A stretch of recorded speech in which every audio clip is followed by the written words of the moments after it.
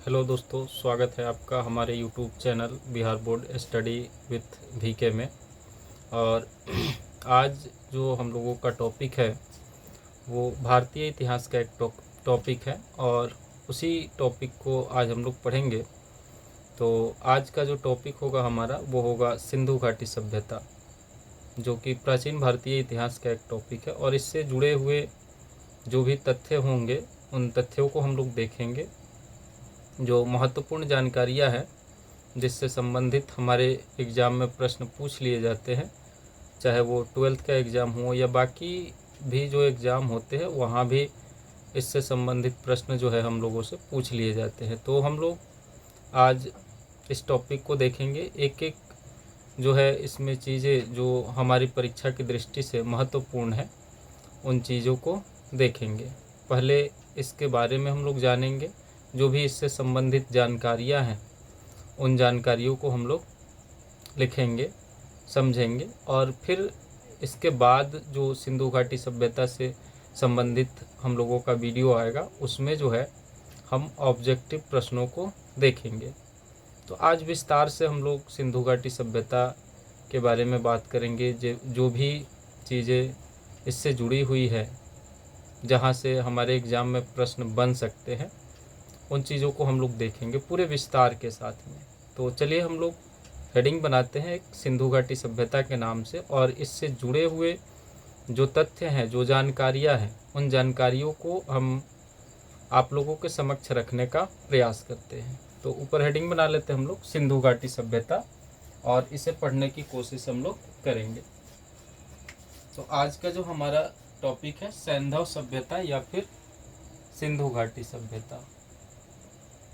सिंधु घाटी सभ्यता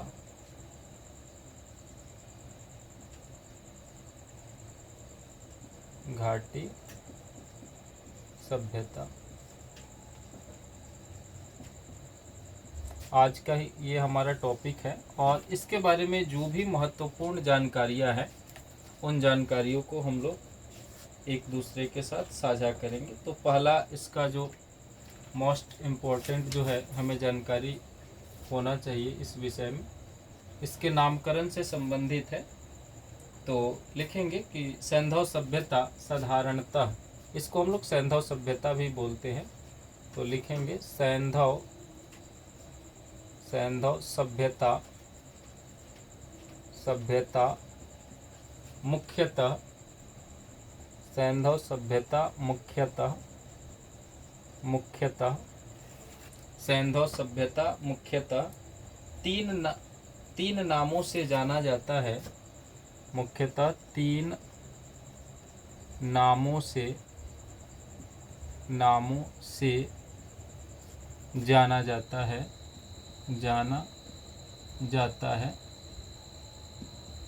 सैंधव सभ्यता मुख्यतः तीन नामों से जाना जाता है।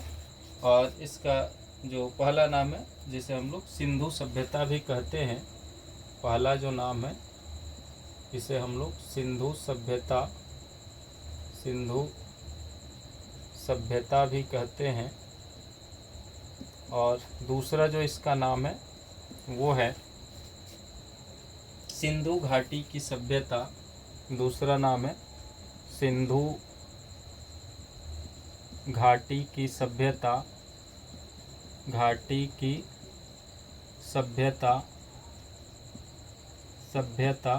और जो इसका तीसरा नाम है वो है हड़प्पा सभ्यता।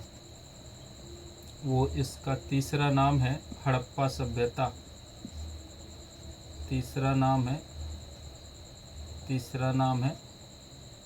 हड़प्पा सभ्यता। यानी हम सिंधु घाटी सभ्यता के नामकरण की बात करें तो सिंधु घाटी सभ्यता को जो है तीन नामों से जाना जाता है। पहला तो सिंधु सभ्यता, दूसरा सिंधु घाटी सभ्यता, और तीसरा इसे हम लोग हड़प्पा सभ्यता के नाम से भी जानते हैं। तो चलिए दूसरा जो हमारा बिंदु होगा जो सिंधु घाटी सभ्यता के ही विषय में है, तो ये हमारा है, ये हम लोगों का बिंदु होगा कि हड़प्पा सभ्यता की खोज वर्ष 1921 में हड़प्पा हड़प्पा सभ्यता की खोज, हड़प्पा सभ्यता की खोज वर्ष 1921 में 1921 ईस्वी में वर्ष 1921 ईस्वी में भारतीय पुरातत्व सर्वेक्षण के महानिदेशक भारतीय पुरातत्व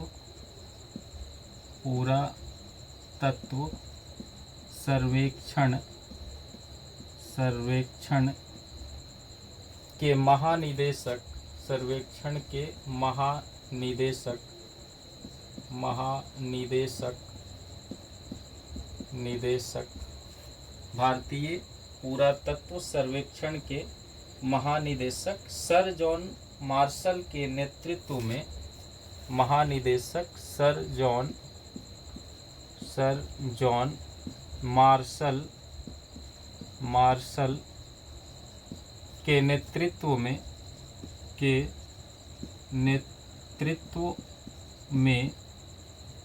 सर जॉन मार्शल के नेतृत्व में राय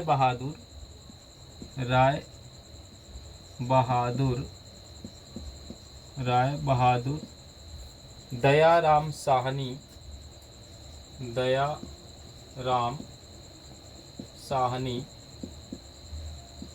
राय बहादुर दयाराम साहनी ने किया था।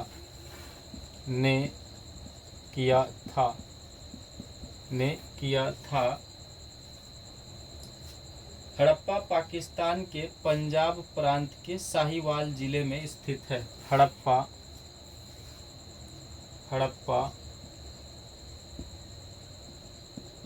पाकिस्तान के पंजाब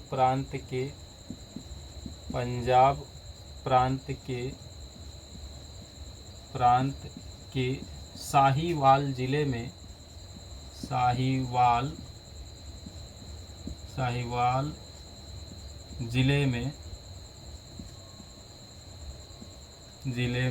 स्थित है। साहिवाल जिले में स्थित है। ये तो इसकी अवस्थिति हो गई वर्तमान परिप्रेक्ष्य में कि यह वर्तमान में जो है पाकिस्तान के पंजाब प्रांत के साहिवाल जिले में स्थित है। एक और इससे जुड़ा हुआ महत्वपूर्ण तथ्य है कि पिग्गट महोदय ने, लिखेंगे हम लोग पिग्गट महोदय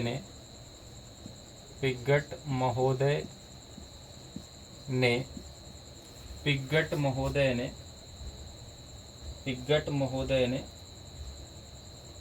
हड़प्पा और मोहनजोदड़ो को एक विस्तृत साम्राज्य की जुड़वा राजधानियां कहा है।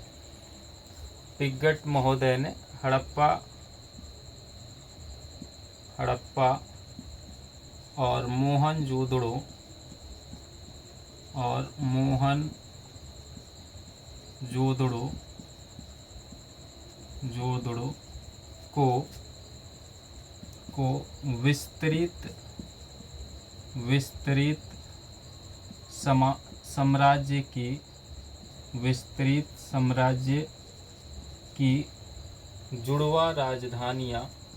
की जुड़वा राजधानियां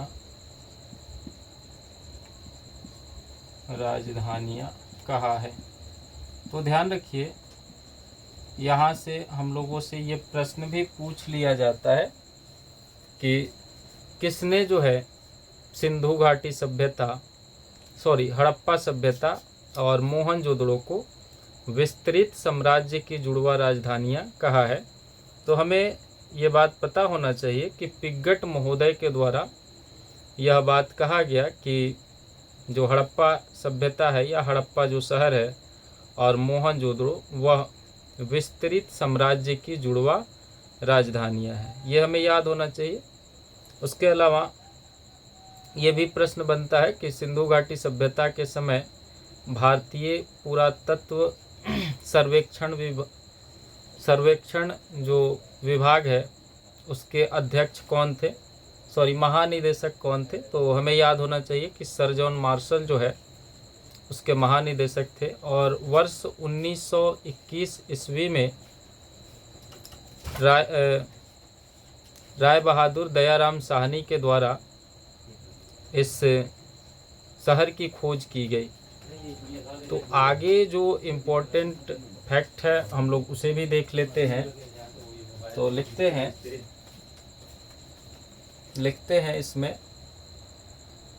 तो अगला जो हमारा सिंधु घाटी सभ्यता से जुड़ा हुआ जो फैक्ट है, जो तथ्य है, वो इसके विस्तार से संबंधित है, यानी किन किन शहरों में जो है इस सभ्यता का विस्तार हुआ उसके विषय में अभी हम लोग जानेंगे।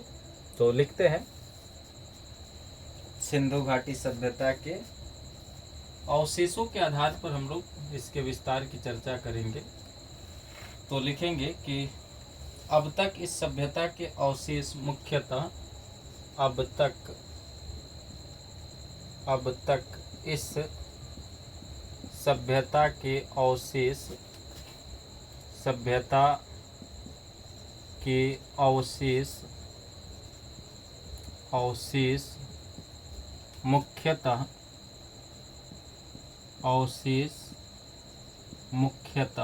अब तक इस सभ्यता के अवशेष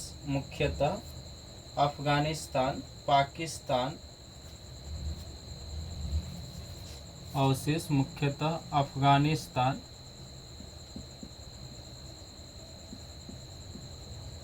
अफगानिस्तान, पाकिस्तान,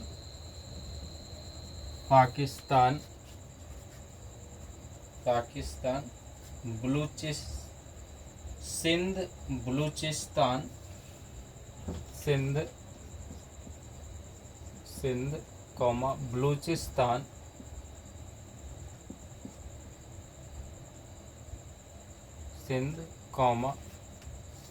सिंध,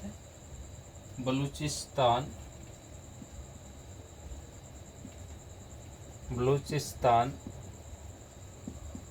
बलूचिस्तान और भारत में मिले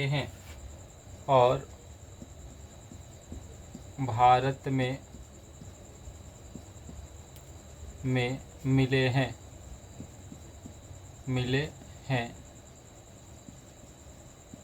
तो ये तो एक बड़े विस्तृत क्षेत्र की बात हो गई, यानी एक राष्ट्र लेवल की बात हो गई कि अफगानिस्तान में मिला है, भारत में मिला है, पाकिस्तान में मिला है। लेकिन हम इसमें भी जो है इसको और ज़्यादा विस्तार से पढ़ने का प्रयास करेंगे कि अफगानिस्तान के कौन से क्षेत्र में मिला है, या फिर भारत का कोई क्षेत्र है तो भारत के कौन कौन से क्षेत्र में इसके अवशेष मिले हैं या इसके शहरों की खोज हुई है। तो इसे हम लोग लिखते हैं कि आखिर अफगानिस्तान के कौन से क्षेत्र में मिले हैं। तो जो अफगानिस्तान का सूरतगुई, अफगानिस्तान की बात करें हम लोग, अफगानिस्तान की बात करें तो अफगानिस्तान के जो है अफगानिस्तान का जो सूरतगुई एवं मुंडी गाप, सूरतगुई और मुंडी गाप, ये जो दो क्षेत्र है यहाँ से हमें इस सिंधु घाटी सभ्यता के अवशेष मिले हैं। इस सिंधु घाटी सभ्यता के अवशेष मिले हैं। वहीं अगर हम पाकिस्तान की बात करें कि पाकिस्तान में या पाकिस्तान के कौन कौन से ऐसे शहर हैं जहां से हमें सिंधु घाटी सभ्यता के अवशेष मिले हैं।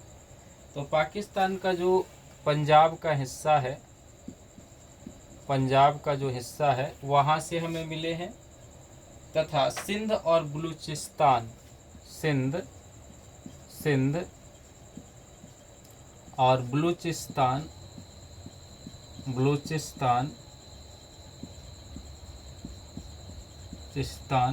ये जो शहर है पाकिस्तान के, यहाँ से हमें जो है सिंधु घाटी सभ्यता के अवशेष मिले हैं। यानी अफगानिस्तान की बात करें तो सुर्तगुई और मुंडी गाफ जो जगह है वहाँ से, जबकि पाकिस्तान की हम बात करें तो पाकिस्तान के बलूचिस्तान, सिंध या पंजाब का जो क्षेत्र है वहाँ से हमें सिंधु घाटी सभ्यता के अवशेष मिले हैं। और अब हम बात करते हैं भारत की, कि भारत के कौन कौन से शहरों में जो है सिंधु घाटी सभ्यता के अवशेष मिले हैं। तो इसे भी हम लोग लिख लेते हैं, काफ़ी परीक्षा के दृष्टिकोण से ये काफ़ी ज़्यादा इम्पोर्टेंट हो जाता है कि भारत में जो है कौन कौन से शहर में सिंधु घाटी सभ्यता के अवशेष मिले हैं। तो पंजाब, गुजरात, राजस्थान, हरियाणा, पंजाब, गुजरात, राजस्थान, हरियाणा, राजस्थान,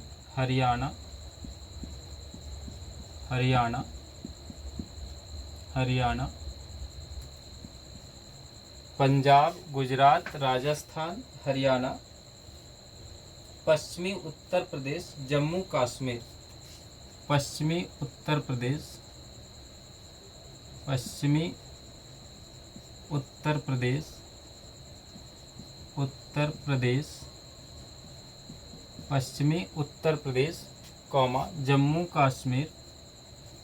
जम्मू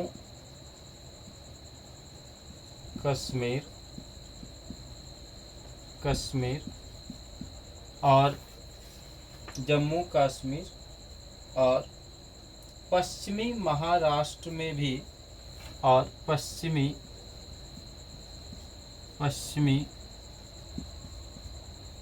महाराष्ट्र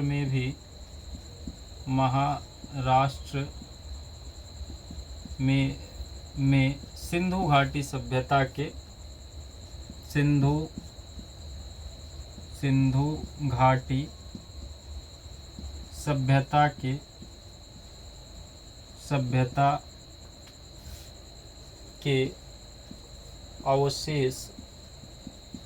अवशेष पाए गए हैं। सिंधु घाटी सभ्यता के अवशेष पाए गए हैं।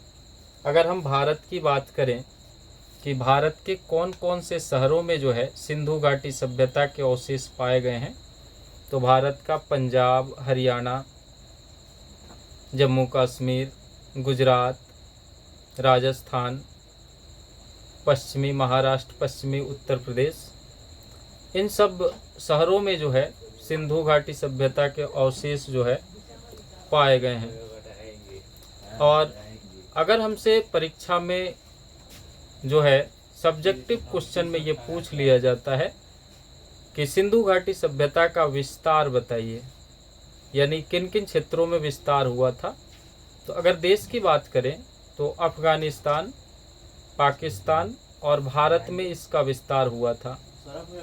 और अगर उसमें भी हमें और ज़्यादा डीप में लिखना है तो हम उसमें जो है डिफाइंड कर देंगे कि अफगानिस्तान के कौन कौन से क्षेत्र में मिले हैं, पाकिस्तान के कौन कौन से क्षेत्र में मिले हैं, और फिर भारत के जो है कौन कौन से क्षेत्र में इस सभ्यता के अवशेष मिले हैं, या फिर कौन कौन से शहरों में इस सभ्यता से जुड़ी हुई जो शहर हैं उनकी खोज हुई है। तो चलिए अब हम लोग अपना अगला टॉपिक देखते हैं वो क्या है। और इसी से जुड़ा हुआ है अगला टॉपिक भी हमारा, वो है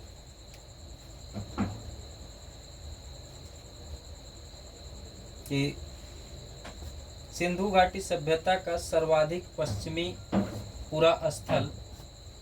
ये भी विस्तार से ही संबंधित है, लिखेंगे सिंधु घाटी सभ्यता का घाटी सभ्यता का सिंधु घाटी सभ्यता का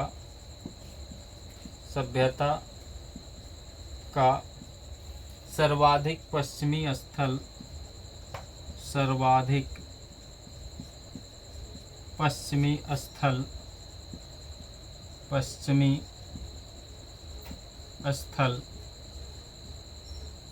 सिंधु घाटी सभ्यता का सर्वाधिक पश्चिमी स्थल सूतकांगेडोर, जो कि बलूचिस्तान में है। सूतकांगेडोर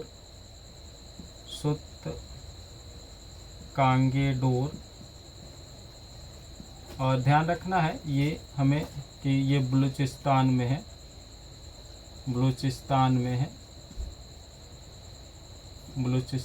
है।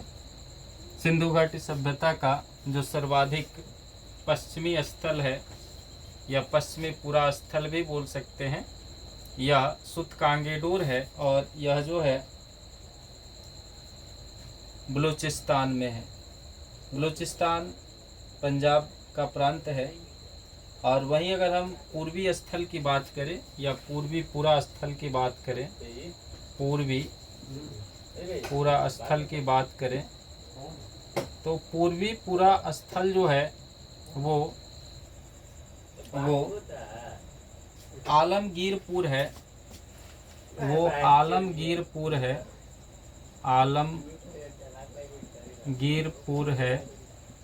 और ये आलमगीरपुर जो है यह पश्चिमी उत्तर प्रदेश में है। ये पश्चिमी उत्तर प्रदेश, यह जो है पश्चिमी उत्तर प्रदेश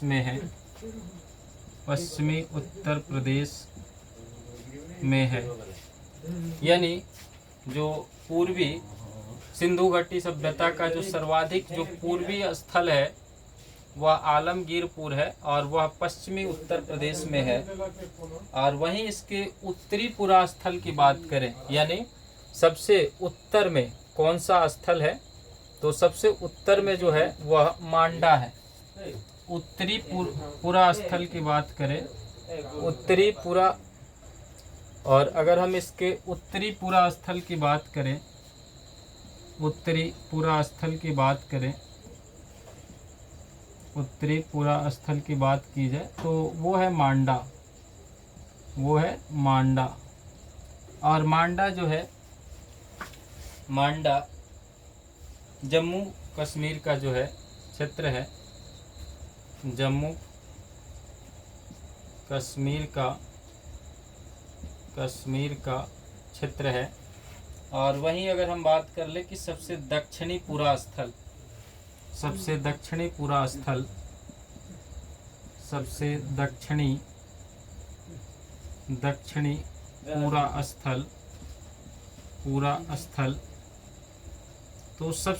पूरा स्थल जो है वह है दैमाबाद है। सबसे दक्षिणी पूरा स्थल दैमाबाद है।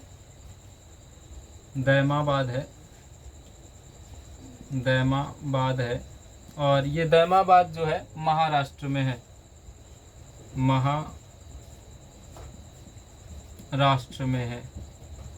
दैमाबाद महाराष्ट्र में है। तो इस तरह से हम लोगों ने देखा कि इसका जो सबसे पूर्वी स्थल कौन सा है, या फिर सबसे पश्चिमी स्थल कौन सा है, या सबसे उत्तरी या फिर सबसे दक्षिणी पूरा स्थल कौन सा है, और वह किन किन जो है राज्यों में पाए जाते हैं, इसे भी हम लोगों ने लिखा। या फिर एक जो सूतकांगेडोर है वो हमारे देश से अभी वर्तमान परिप्रेक्ष्य में देखा जाए तो हमारे देश से बाहर का है, यानी कि पाकिस्तान के बलूचिस्तान प्रांत में है। बाकी जो तीन है, अगर हम मांडा की बात कर ले तो वो जम्मू कश्मीर में है, और फिर अगर हम दैमाबाद की बात करें तो वो महाराष्ट्र में है। उसी तरह से आलमगीरपुर की बात कर ले तो आलमगीरपुर जो है वह पश्चिमी उत्तर प्रदेश में है। तो इस तरह से हम लोगों ने देखा कि सिंधु घाटी सभ्यता का विस्तार जो है किस तरह से हुआ था, किन किन क्षेत्रों में हुआ था।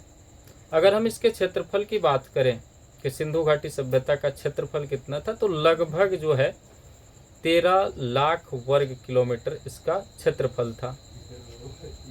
और इसकी जो आकृति है, अगर इसकी आकृति की हम बात करें तो यह जो है एक त्रिभुजाकार आकृति में जो है विस्तृत था।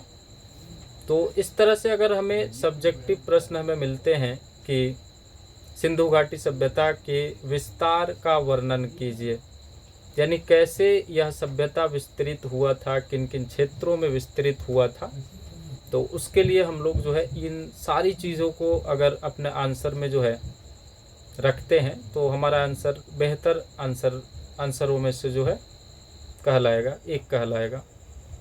तो इसे आप लोग देख लीजिए। फिर अगला जो टॉपिक है इसका, यानी अगला इम्पोर्टेंट फैक्ट है, जो तथ्य है, उसे हम लोग लिखते हैं।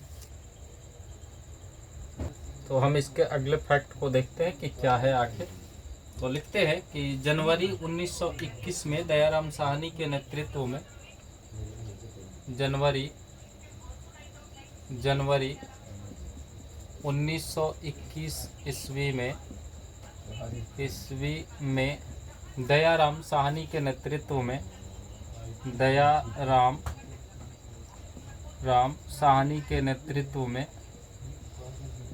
साहनी के नेतृत्व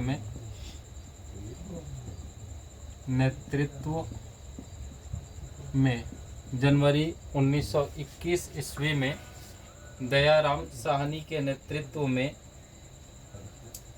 पंजाब के वर्तमान साहिवाल जिले में पंजाब के वर्तमान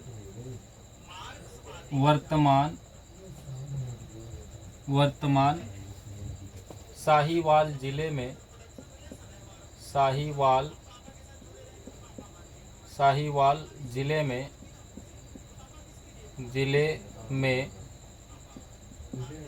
पंजाब के वर्तमान साहिवाल जिले में रावी नदी के बाएं तट पर स्थित रावी नदी के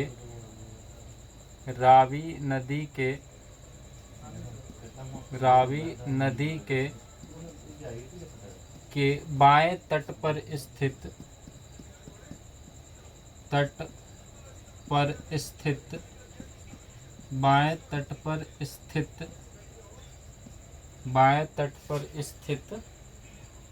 हड़प्पा का सर्वेक्षण आरंभ किया गया। हड़प्पा का सर्वेक्षण आरंभ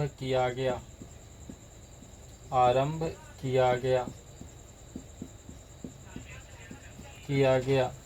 तो इस तथ्य से हमें क्या जानकारी मिलती है कि जनवरी 1921 ईस्वी में दयाराम साहनी के नेतृत्व में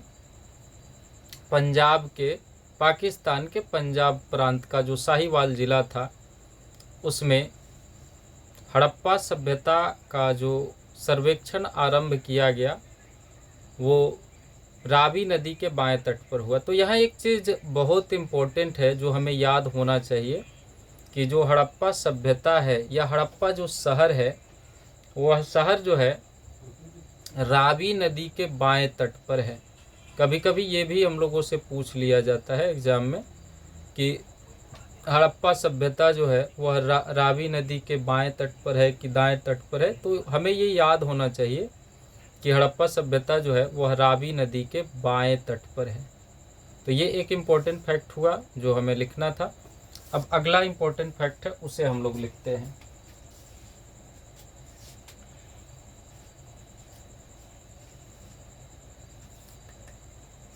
हड़प्पा से प्राप्त 2 टीलों में लिखेंगे हड़प्पा से प्राप्त 2 टीलों में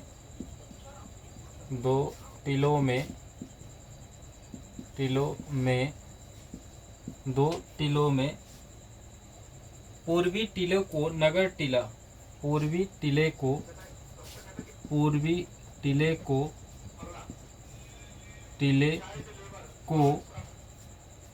को नगर टीला पूर्वी टीले को नगर टीला एवं पूर्वी टीले को नगर टीला एवं पश्चिमी टीले को दुर्ग के नाम से जाना जाता है। एवं पश्चिमी टीले को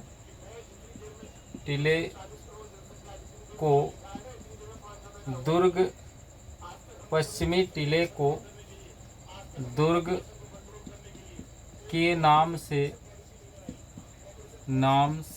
जाना जाता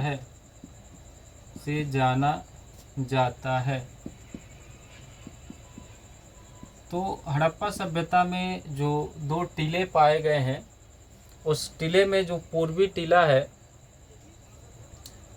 उससे पूर्वी टीले को हम लोग जो है नगर टीला एवं पश्चिमी टीले को हम लोग दुर्ग टीला के नाम से जानते हैं। तो ये भी हमें याद रहना चाहिए, ध्यान में होना चाहिए। अगला इम्पोर्टेंट फैक्ट हम लोग लिखते हैं।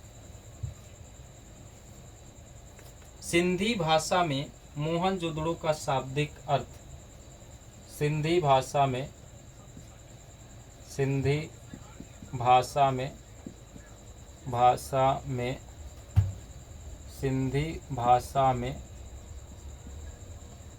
मोहनजोदड़ो का शाब्दिक अर्थ।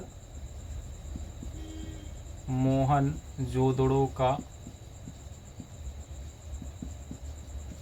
शाब्दिक अर्थ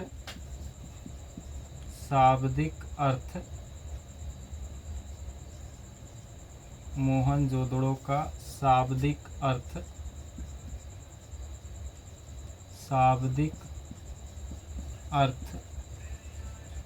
अर्थ मृतकों का टीला है। मृतकों का टीला है।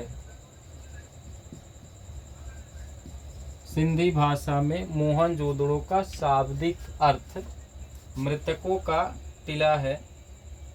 सिंध प्रांत के लरकाना जिले में सिंध प्रांत के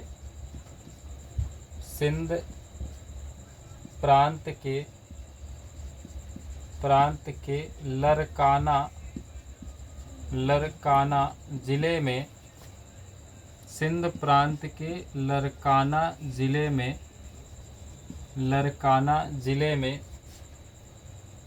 जिले में सिंधु नदी के दाहिने तट पर स्थित सिंधु नदी के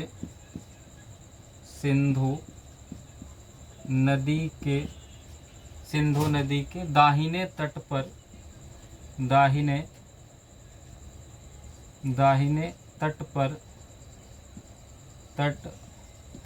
सिंधु नदी के दाहिने तट पर मोहनजोदड़ो की सर्वप्रथम खोज मोहनजोदड़ो की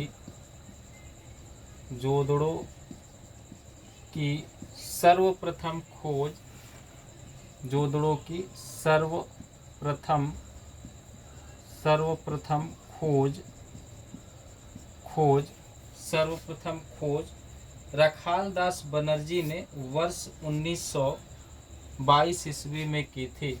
खोज रखालदास बनर्जी ने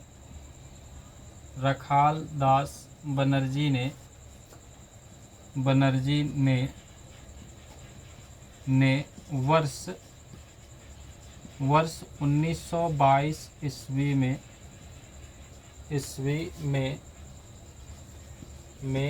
की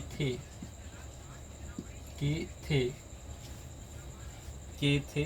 मोहनजोदड़ो का सर्वाधिक उल्लेखनीय स्मारक, इसी में लिख लेते हैं। मोहनजोदड़ो का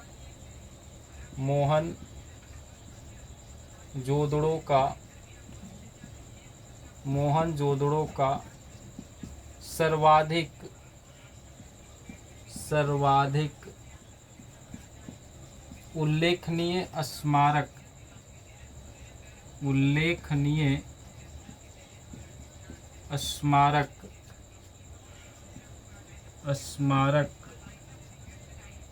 उल्लेखनीय स्मारक बृहद स्नानागार है।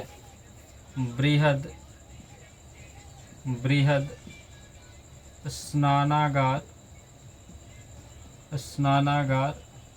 है। तो यहाँ जो इम्पोर्टेंट फैक्ट हमें याद रखना है कि जो मोहनजोदड़ो है वह सिंधु नदी के दाहिने तट पर है। मोहनजोदड़ो सिंधु नदी के दाहिने तट पर है और वह लरकाना ज़िले में स्थित है। इसकी खोज वर्ष 1922 ईस्वी में रखाल दास बनर्जी के द्वारा किया गया। तो इतनी बातें हमें मोहनजोदड़ो से संबंधित याद रखनी है। और फिर एक और चीज़, जो बृहद स्नानागार पाए गए हैं वह मोहनजोदड़ो में ही पाए गए हैं। तो ये बातें भी हमें याद होनी चाहिए। तो चलिए अगला इम्पोर्टेंट टॉपिक, अगला इम्पोर्टेंट फैक्ट हमारा अगला इम्पोर्टेंट फैक्ट है, उसे हम लोग लिखते हैं कि सिंधु घाटी सभ्यता की सड़कें एक दूसरे को समकोण पर काटती थी। सिंधु घाटी सभ्यता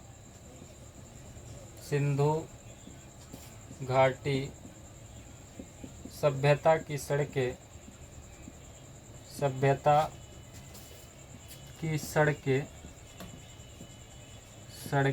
एक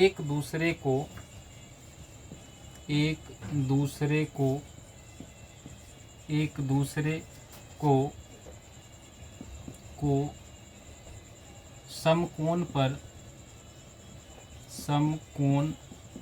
पर काटती थी।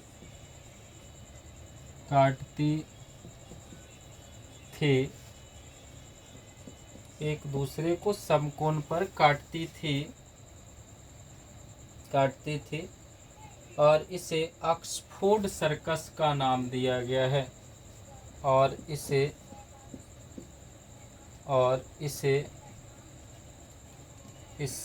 ऑक्सफोर्ड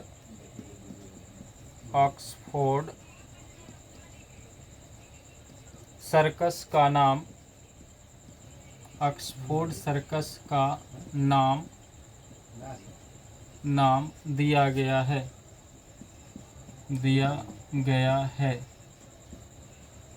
तो यहाँ भी एक इम्पोर्टेंट फैक्ट हमें याद रखना है कि सिंधु घाटी सभ्यता की जो सड़कें थी वो एक दूसरे को जो है समकोण पर काटती थी।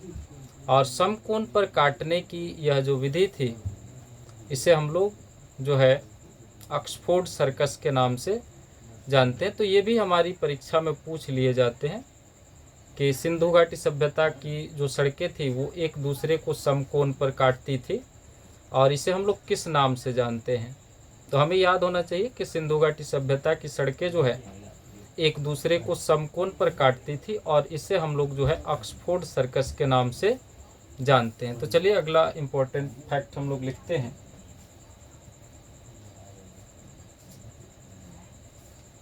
कि चनहुदड़ो की खोज सर्वप्रथम, अगला इम्पोर्टेंट फैक्ट है, चनहुदड़ो जो है यह सिंधु घाटी सभ्यता से ही जुड़ा हुआ, चनहुदड़ो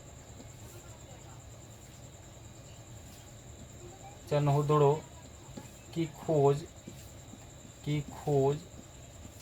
सर्वप्रथम चनहुदड़ो की खोज सर्वप्रथम 1931 में एनजी मजूमदार ने की थी। खोज सर्वप्रथम 1931 ईस्वी में एनजी मजूमदार ने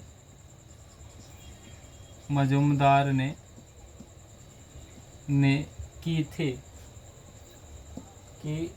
तो हमें ये भी याद रखना चाहिए कि सिंधु घाटी सभ्यता से ही जुड़ा हुआ एक शहर है चनहुदड़ो।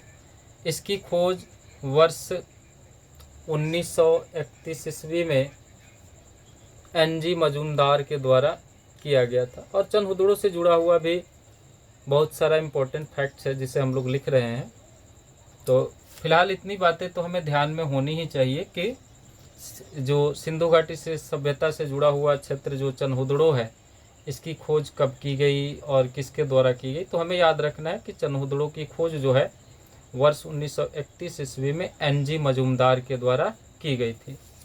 फिर लिखते हैं हम लोग कि चनहुदड़ो एकमात्र पूरा स्थल है जहाँ से वक्राकार ईंटें मिली है। चनहुदड़ो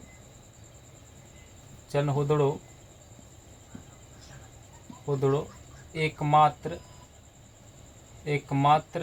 पूरा स्थल है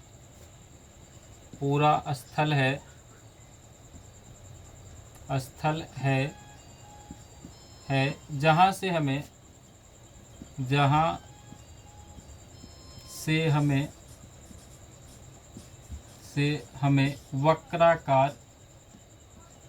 वक्राकार ईंटें मिली है।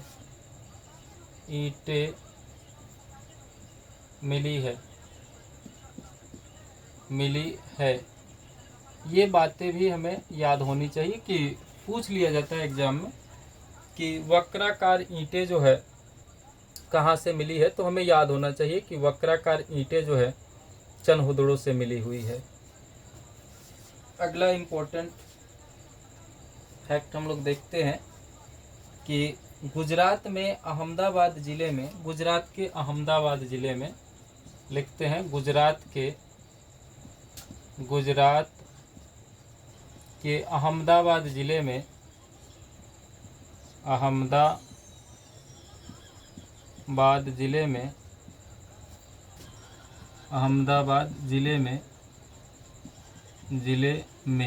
गुजरात के अहमदाबाद ज़िले में भोगवा नदी के तट पर स्थित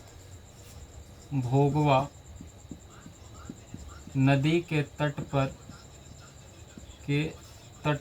स्थित भोगवा नदी के तट पर स्थित लोथल की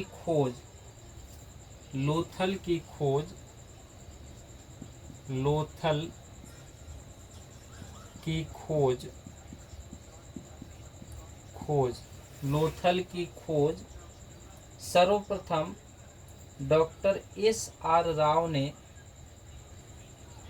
डॉक्टर S.R. राव ने की थी। खोज सर्वप्रथम डॉक्टर S.R. राव ने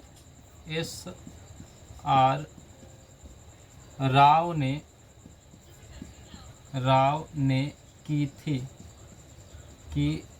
तो यहाँ हमें दो बातों का ध्यान रखना है कि लोथल जो है वह भोगवा नदी के तट पर है, अहमदाबाद ज़िले में है, गुजरात के अहमदाबाद ज़िले में है, और इसकी खोज जो है सर्वप्रथम S.R. राव ने की थी।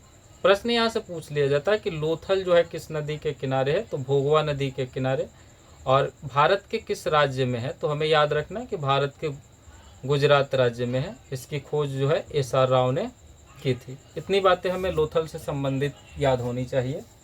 आगे जो इम्पोर्टेंट फैक्ट्स है उसे हम लोग लिखते हैं।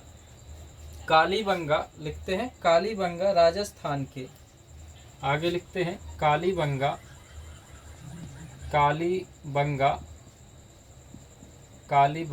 राजस्थान के कालीबंगा राजस्थान के हनुमानगढ़ जिले में स्थित है। हनुमानगढ़ जिले में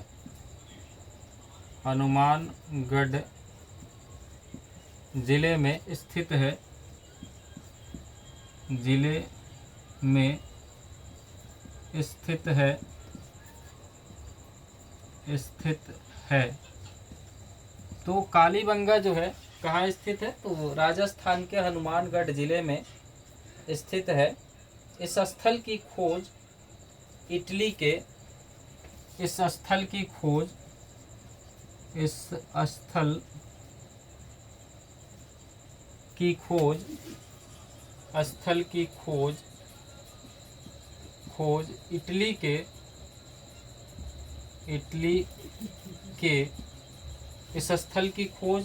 के पियो टेसीटोरी ने की।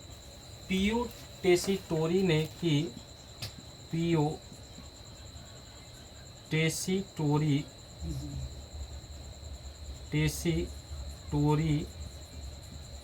ने की। पीओ टेसीटोरी ने की। पीओ टेसीटोरी ने की। हड़प्पा स्थल के रूप में पहचान अमलानंद घोष ने की थी। हड़प्पा स्थल के रूप में इसकी पहचान हड़प्पा स्थल के रूप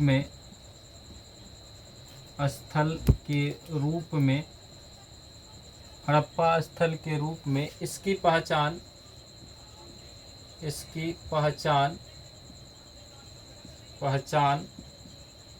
अमलानंद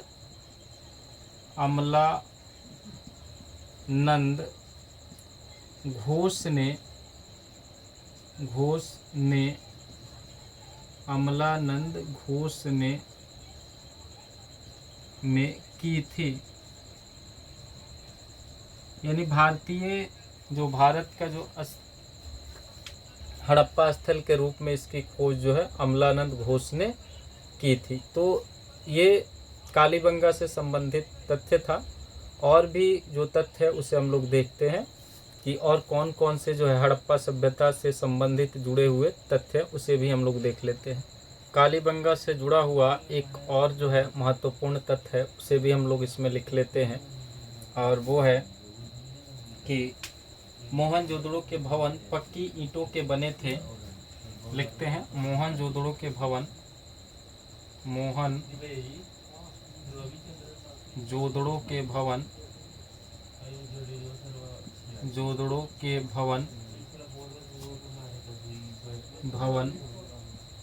पक्की ईंटों के बने हैं।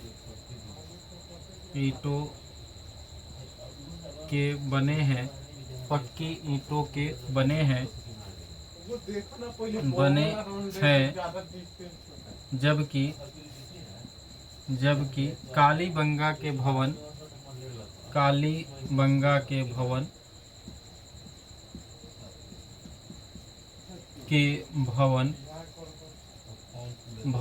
कच्ची ईंटों के बने हैं। कच्ची ईंटों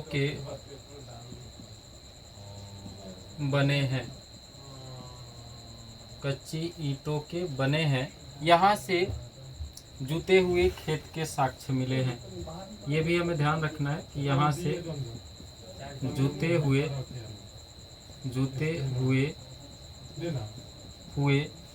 खेत के साक्ष्य मिले हैं।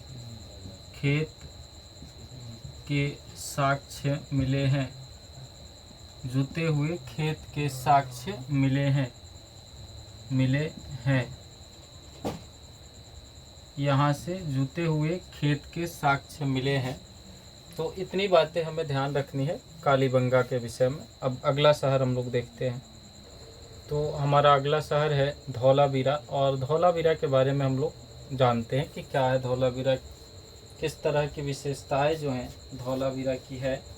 तो अगला हम लिखते हैं। अगला अपना जो फैक्ट है, जो तथ्य है, वो है कि धौलावीरा गुजरात के कच्छ के रण में अवस्थित है। धौलावीरा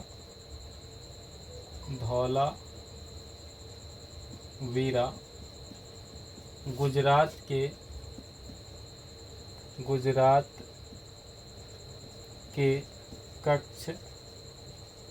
कच्छ के रण में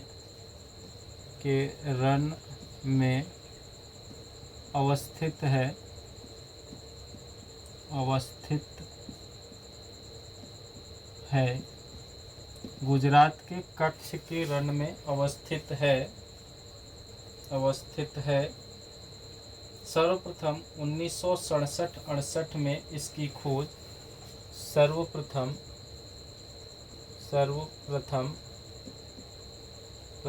1967-68 में इसकी खोज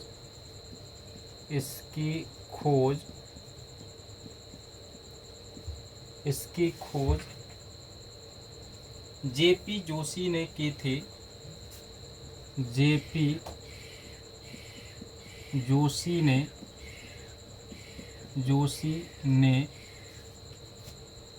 की थी। जेपी जोशी ने की थी।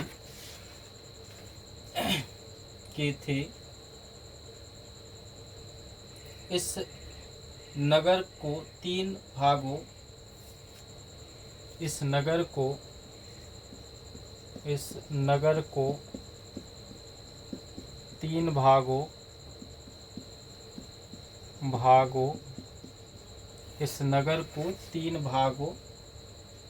तीन भागों किला मध्यनगर किला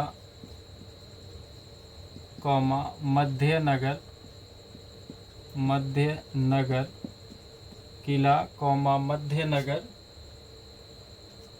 तथा निचला नगर में विभाजित किया गया था। निचला नगर में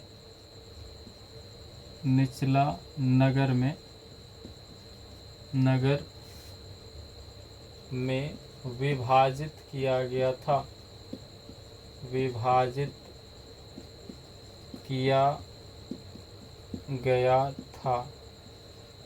यानी यह हड़प्पा सभ्यता का एकमात्र शहर है जिसको जो है तीन भागों में विभाजित किया गया था। और वो तीन भाग कौन कौन से हैं?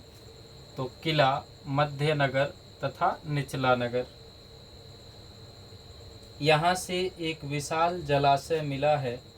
ये भी हमें याद रखना है कि यहाँ से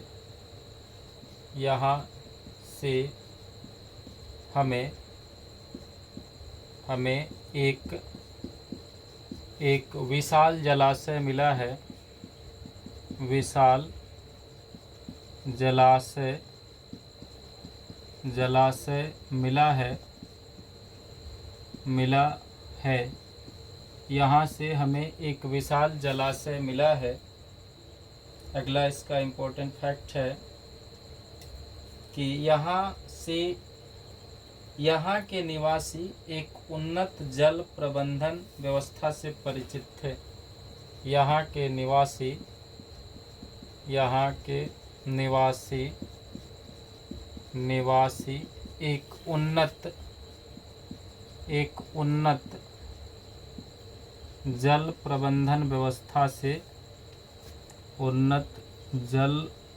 जल प्रबंधन व्यवस्था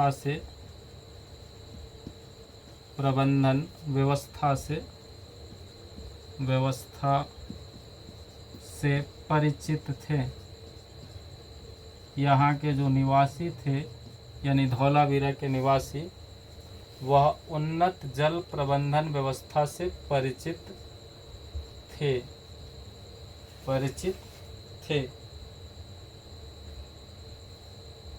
यहाँ से हड़प्पा लिपि के बड़े आकार के 10 चिन्हों वाला शिलालेख मिला है। यहाँ से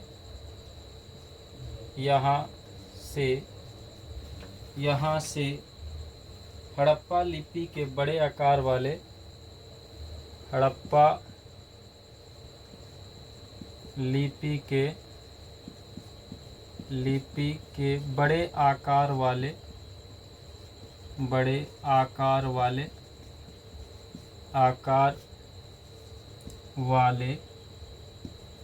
10 चिन्हों वाला शिलालेख मिला है। 10 चिन्हों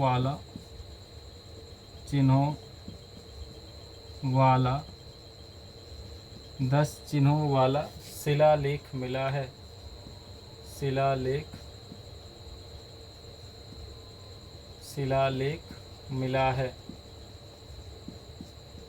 मिला है।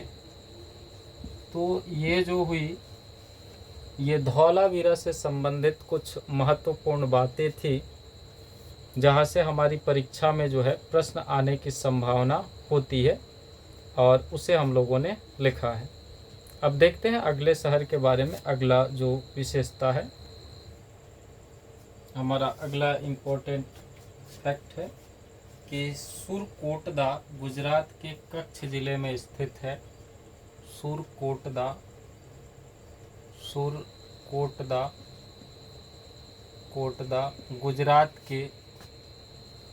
गुजरात के कच्छ जिले में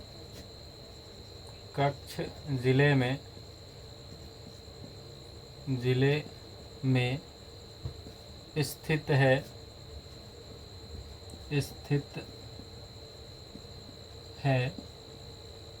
गुजरात के कच्छ जिले में स्थित है। यहाँ के कब्रिस्तान के कलश समाधान के साक्ष्य मिले हैं। यहाँ से यानी सुरकोटदा की बात हो रही है। यहाँ से कब्रिस्तान कलश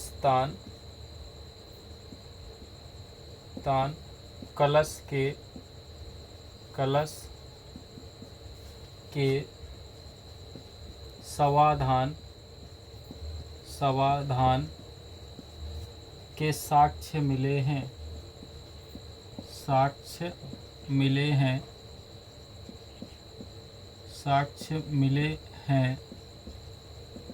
साक्ष्य मिले हैं। एक और जो है इम्पोर्टेंट जानकारी है सुरकोटदा के विषय में कि यहाँ से घोड़े की हड्डियों के साक्ष्य भी मिले हैं। यहाँ से घोड़े की हड्डियों के साक्ष्य भी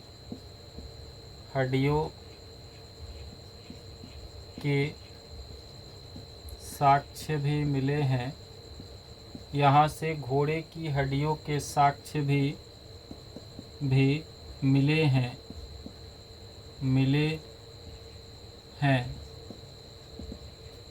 यहाँ से घोड़े की हड्डियों के साक्ष्य भी मिले हैं। और इसी क्रम में हमारा जो है अगला शहर आता है वो है दैमाबाद।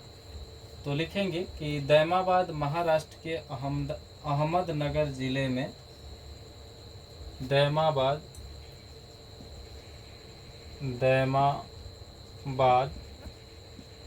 महाराष्ट्र के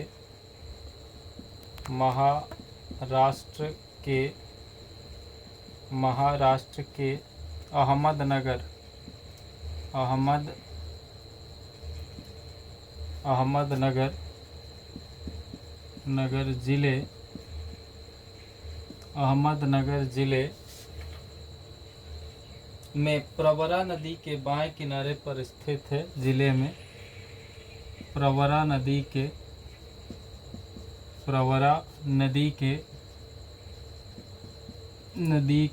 बाएं तट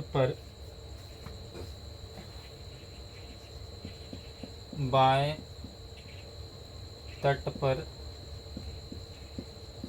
स्थित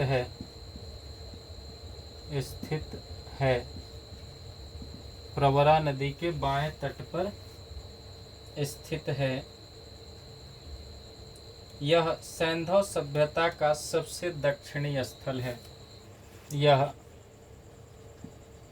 यह सैंधव सभ्यता का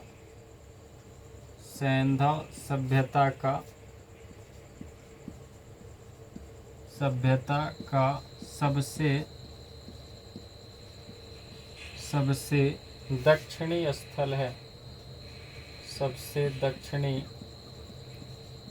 है। यह सैंधव सभ्यता का सबसे दक्षिणी स्थल है। यहाँ से रथ चलाते हुए मनुष्य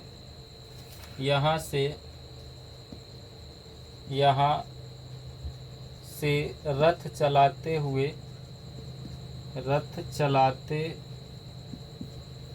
सांड, गैंडे इत्यादि की आकृतियाँ प्राप्त हुई है।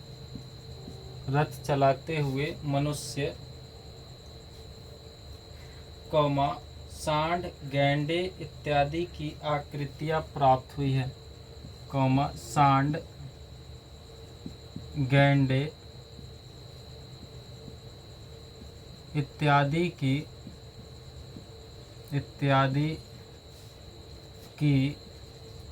आकृतियाँ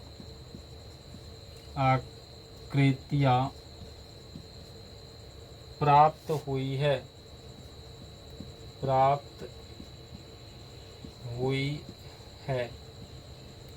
तो ये हम लोगों ने जो है दैमाबाद के बारे में जाना, दैमाबाद के विषय में। अब अगला जो हमारा शहर है उसके विषय में जानते हैं कि वो कौन सा शहर है और उस शहर की क्या विशेषताएं हैं, वहाँ से कौन कौन से साक्ष्य मिले हैं। अगला हमारा शहर है राखीगढ़ी, और राखीगढ़ी के विषय में हम लोग जानते हैं, लिख रहे हैं कि राखीगढ़ी हरियाणा के हिसार जिले में घग्गर नदी के किनारे स्थित है। राखीगढ़ी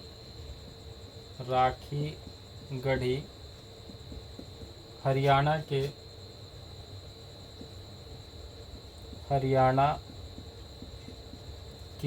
हिसार जिले में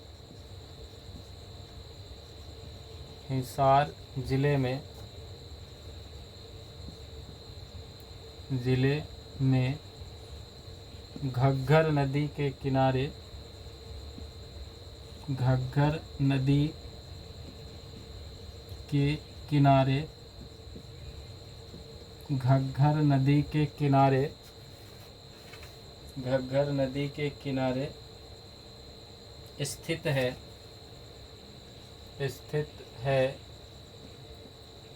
स्थित है।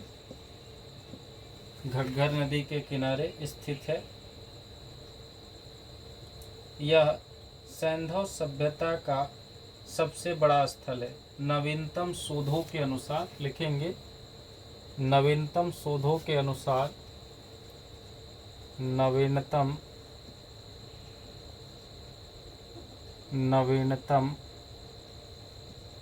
शोधों के अनुसार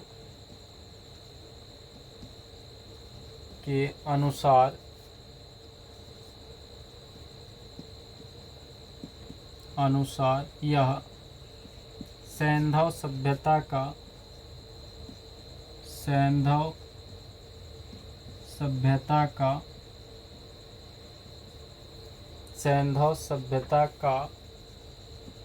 सबसे बड़ा स्थल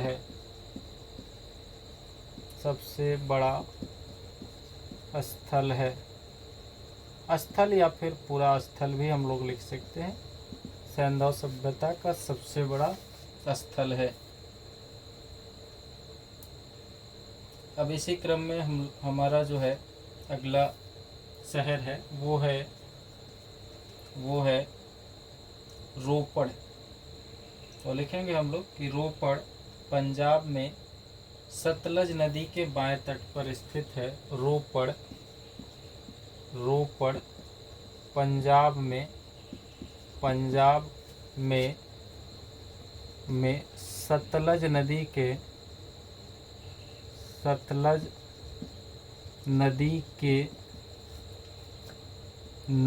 के बाएं तट पर स्थित है। बाएं तट पर स्थित है। रोपड़ पंजाब में सतलज नदी के बाएं तट पर स्थित है। इसका आधुनिक नाम रूपनगर है। ये ध्यान रखना है कि इसका आधुनिक नाम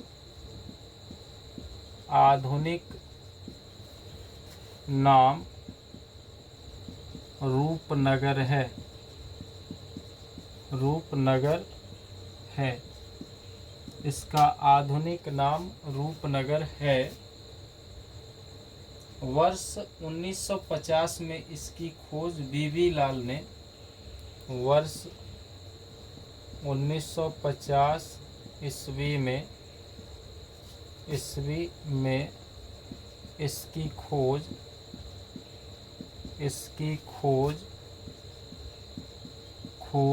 बीबी लाल ने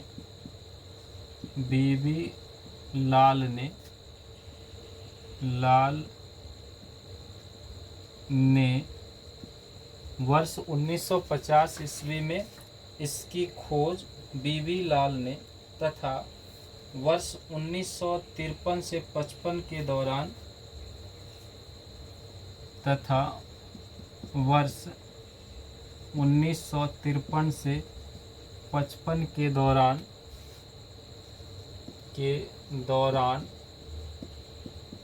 1953 से 55 के दौरान यज्ञदत्त शर्मा ने खुदाई करवाई के दौरान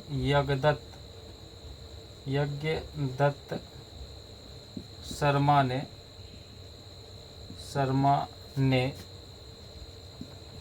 इसकी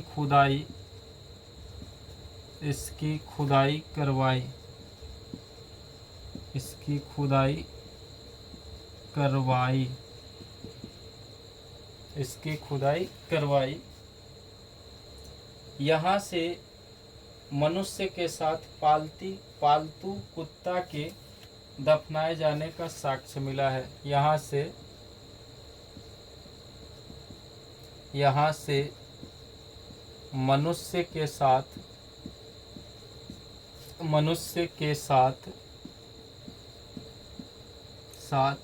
पालतू कुत्ता को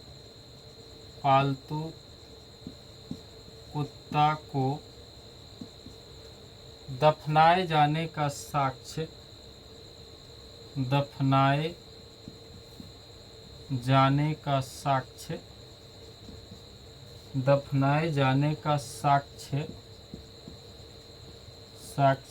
मिला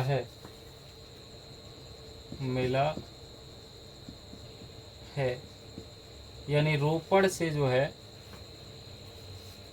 मनुष्य के साथ उसके पालतू कुत्ता को भी जो है एक साथ दफनाए जाने का साक्ष्य मिला है। अगला शहर है रंगपुर। इसके विषय में थोड़ी सी जानकारी जो है वो लिख लेते हैं कि रंगपुर गुजरात के सौराष्ट्र क्षेत्र में है। लिखते हैं रंगपुर गुजरात के सौराष्ट्र क्षेत्र में है।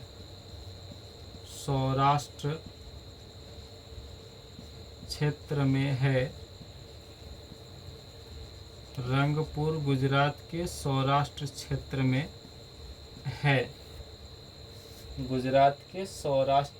में है।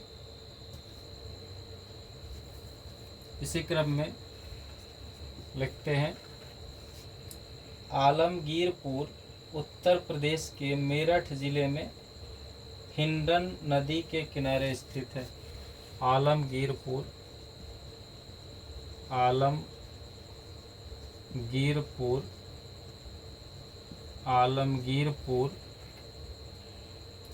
उत्तर प्रदेश के मेरठ जिले में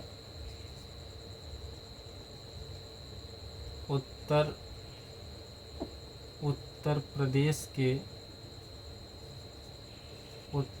प्रदेश के मेरठ जिले में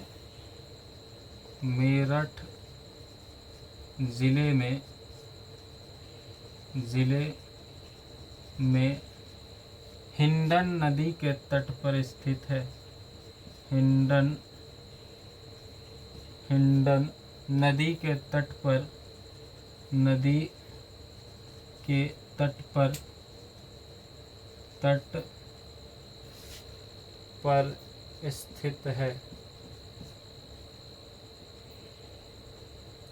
स्थित है। तो इस तरह से हम लोगों ने हड़प्पा सभ्यता से जुड़ी हुई या फिर सिंधु घाटी सभ्यता से जुड़ी हुई कुछ जो शहर थी उन शहरों के विषय में या फिर उन शहरों की जो विशेषताएं थी उनके विषय में हम लोगों ने जाना। तो आइए थोड़ा सा और इम्पोर्टेंट फैक्ट उसे भी हम लोग देख लेते हैं। और हमारा अगला शहर जो है वो है सूतकांगेडोर। और इस सूतकांगेडोर के विषय में हम लोग जानते हैं कि क्या इसकी विशेषताएं हैं। लिखते हैं हम लोग इसे लिखेंगे कि सुतकांगेडोर स्थल बलूचिस्तान में, सुतकांगेडोर स्थल, सुतकांगेडोर स्थल बलूचिस्तान में,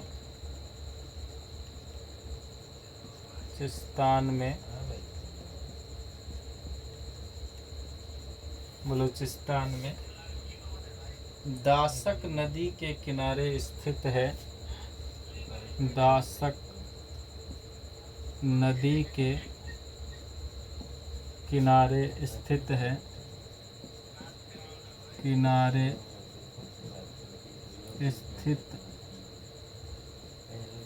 दासक नदी के किनारे स्थित है। किनारे स्थित है। लिखेंगे कि यह बंदरगाह के रूप में भी कार्य करता था। यह बंदरगाह के रूप में भी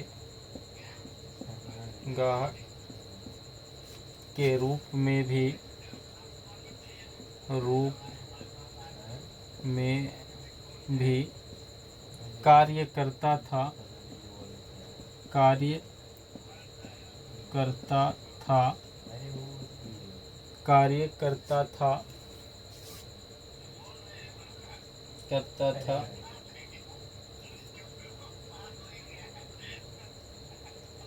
यहाँ का सबसे समृद्ध उद्योग, यहाँ का सबसे समृद्ध उद्योग, सबसे समृद्ध उद्योग, समृद्ध उद्योग, यहाँ का सबसे समृद्ध उद्योग सीप उद्योग था। सीप उद्योग था।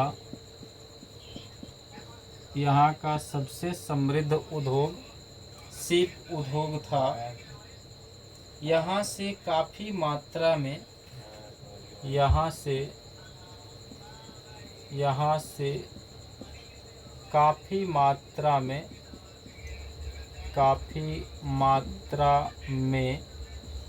यहाँ से काफ़ी मात्रा में सीप से बनी चूड़ियों के टुकड़े मिले हैं। सीप से बनी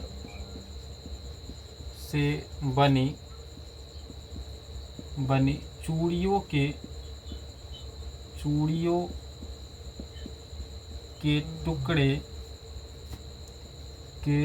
टुकड़े मिले हैं। सीप से बनी चूड़ियों के टुकड़े मिले हैं।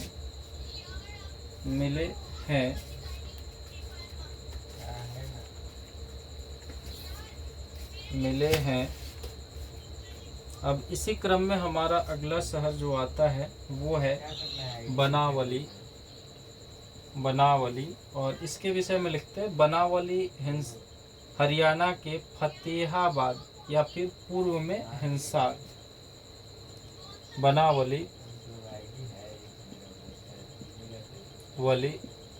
हरियाणा के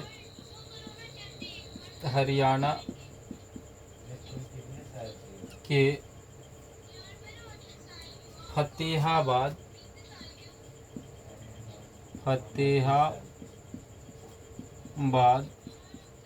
इसमें हम लोग लिखते हैं कि पूर्व में हिसार का भाग था। इसी में लिख लेते हैं पूर्व में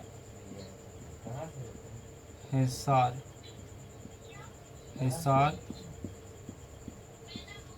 का भाग, हिसार का भाग था। पूर्व में हिसार का भाग था। फतेहाबाद जिले में स्थित है। जिले में स्थित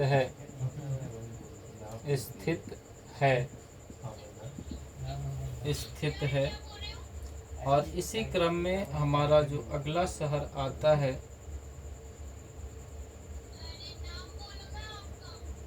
एक और यहाँ का मोस्ट इम्पोर्टेंट फैक्ट है जो हम लोग लिख लेते हैं कि यहाँ की सड़कें नगर को, यहाँ की सड़कें, यहाँ की सड़कें नगर को तारांकित भागों में विभाजित करती है। नगर को तारांकित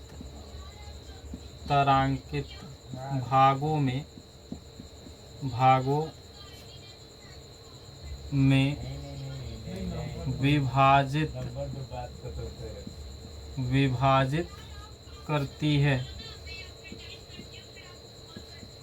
विभाजित करती है। यहाँ की सड़कें जो है नगर को तारांकित भागों में विभाजित करती है, यानी स्टार शेफ्ट में जो है डिवाइड करता है। और अगला जो हमारा शहर है वो है मांडा। लिखते हैं मांडा के विषय में कि मांडा जम्मू एवं कश्मीर के, मांडा जम्मू एवं कश्मीर के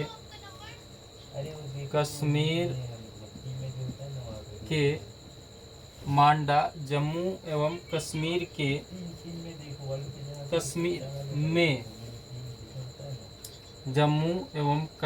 में चिनाब नदी के किनारे पर स्थित है। चिनाब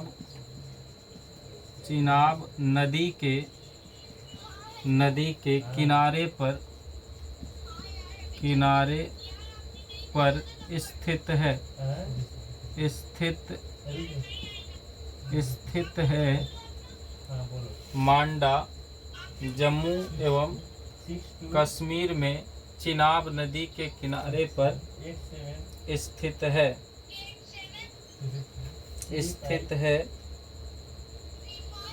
एक और सिंधु घाटी सभ्यता से जुड़ा हुआ इम्पोर्टेंट फैक्ट है, वो है कि सैंधव काल में पासा प्रमुख खेल था। सैंधव काल में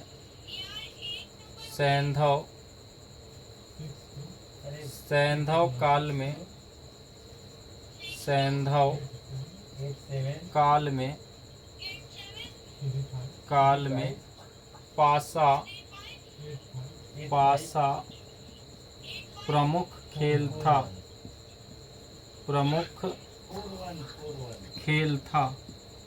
सैंधव काल में पासा प्रमुख खेल था।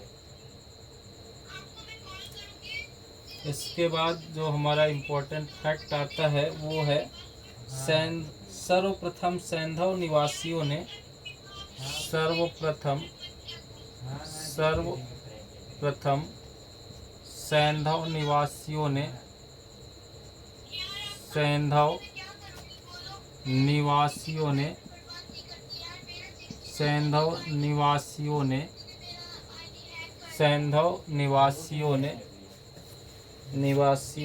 कपास की खेती प्रारंभ किया था। कपास की खेती प्रारंभ किया था। सर्वप्रथम सैंधव निवासियों ने कपास की खेती प्रारंभ किया था। इसी में एक और इम्पोर्टेंट फैक्ट है, इसे भी हम लोग लिख ही लेते हैं कि लोथल तथा बालाकोट सीप उद्योग के लिए प्रसिद्ध थे। लोथल तथा बालाकोट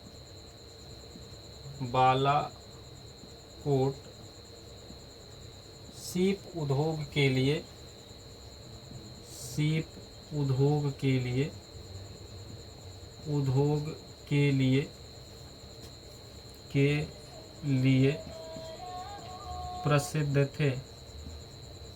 प्रसिद्ध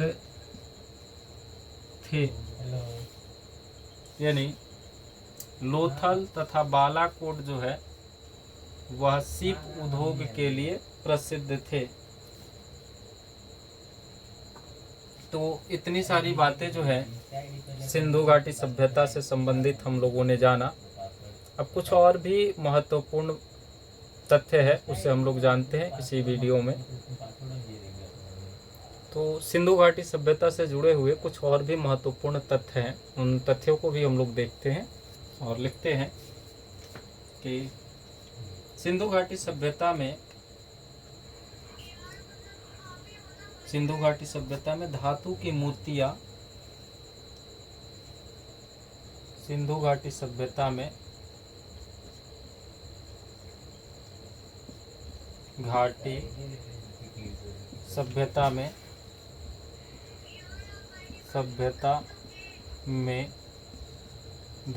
की मूर्तियां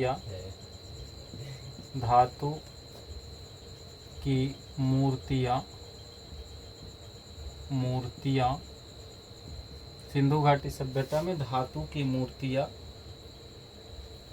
लुप्त मोम या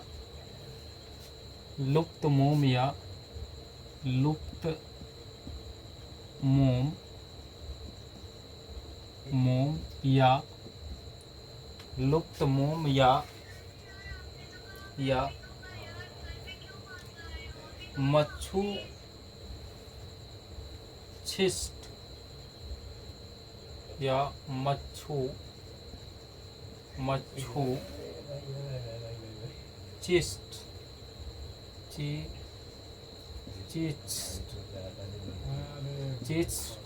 विधि द्वारा बनाई जाती थी।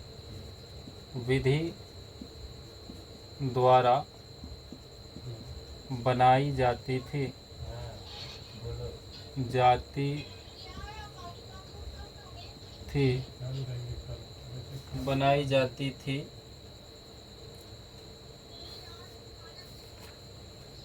कुछ और भी महत्वपूर्ण तथ्य उन्हें भी हम लोग लिखते हैं कि मोहनजोदड़ो से प्राप्त नर्तकी की कांस्य मूर्ति अत्यंत प्रसिद्ध है। मोहनजोदड़ो से प्राप्त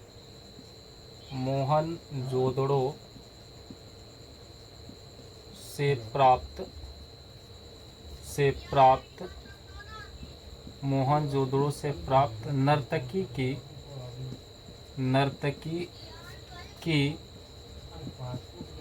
कांस्य मूर्ति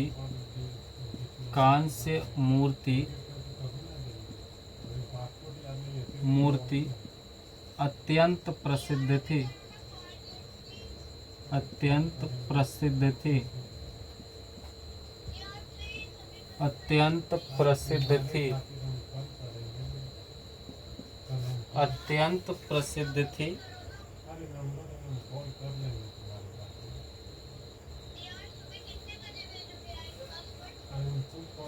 इसी क्रम में एक और महत्वपूर्ण तथ्य है कि चनहुदड़ो से प्राप्त इक्का गाड़ी एवं बैलगाड़ी की मूर्तियां उल्लेखनीय है। चनहुदड़ो से प्राप्त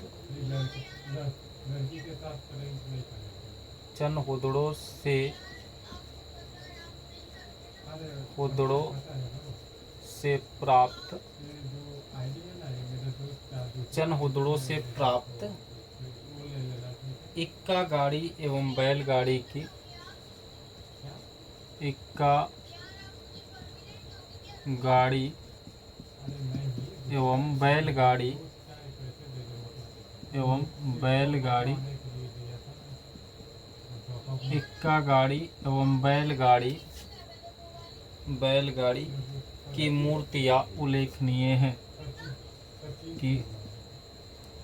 मूर्तियां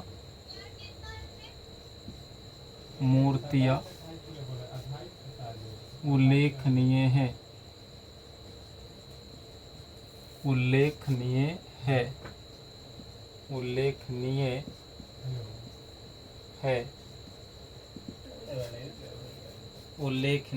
है। अगला इम्पोर्टेंट फैक्ट है वो है कि सैंधव काल में सर्वाधिक मुहरें सील खड़ी की बनी हैं। सैंधव काल में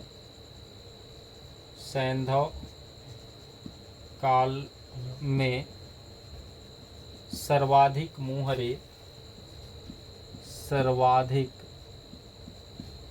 मुहरे,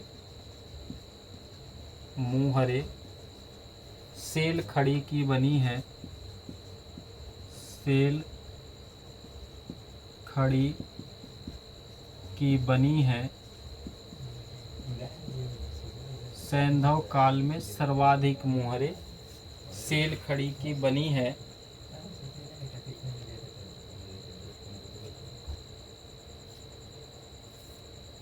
एक और बहुत ही महत्वपूर्ण जो है तथ्य है वो है हड़प्पा से प्राप्त एक स्त्री की मूर्ति में, हड़प्पा से प्राप्त, हड़प्पा से प्राप्त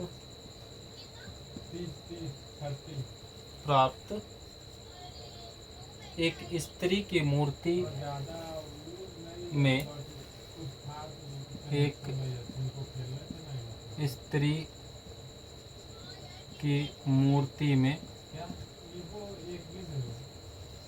मूर्ति में उसके गर्भ से निकलता हुआ, मूर्ति में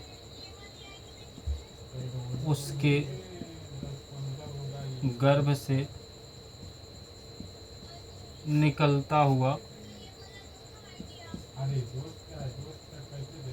निकलता हुआ, निकलता हुआ हुआ एक पौधा दिखाया गया है, एक पौधा दिखाया गया है, दिखाया गया है, दिखाया गया है, दिखाया गया है। संभवतः यह देवी धरती की मूर्ति थी, संभवतः यह, संभवतः यह देवी धरती की मूर्ति थी, देवी धरती की मूर्ति थी, संभवतः यह देवी धरती की मूर्ति थी, मूर्ति थी, मूर्ति थी जिसे लोग उर्वरता की देवी समझते थे, जिसे जिसे लोग उर्वरता की देवी, लोग उर्वरता, जिसे लोग उर्वरता की देवी, देवी समझते थे,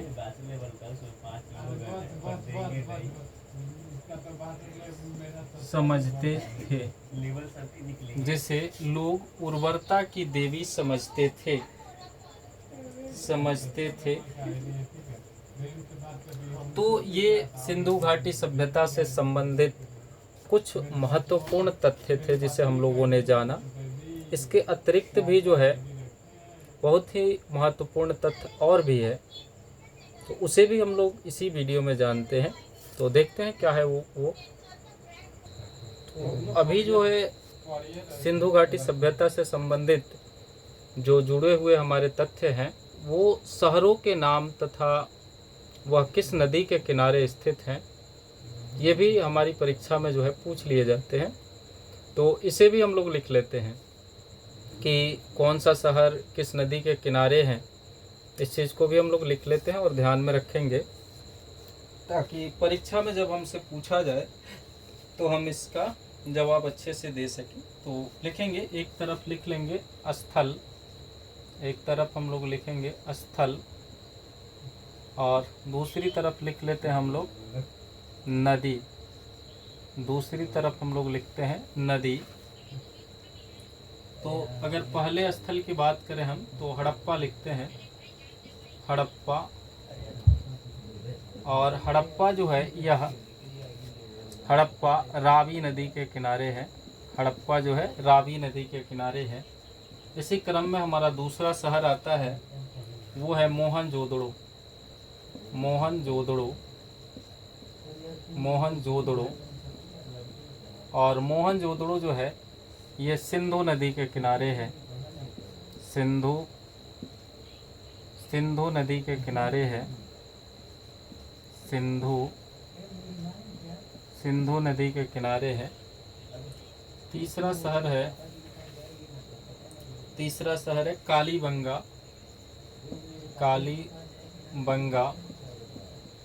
कालीबंगा। और कालीबंगा जो है यह घग्गर नदी के किनारे है, घग्गर नदी के किनारे है।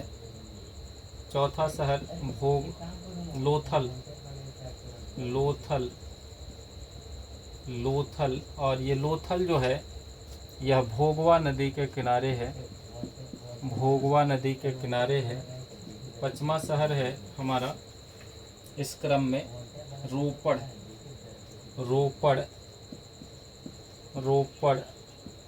और रोपड़ जो है सतलज नदी के किनारे है, रोपड़ सतलज नदी के किनारे है। छठा क्रम का जो शहर है वो है मांडा,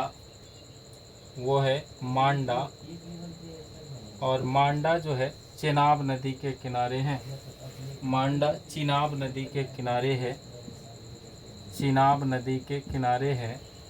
सातवां शहर है इस क्रम का दैमाबाद।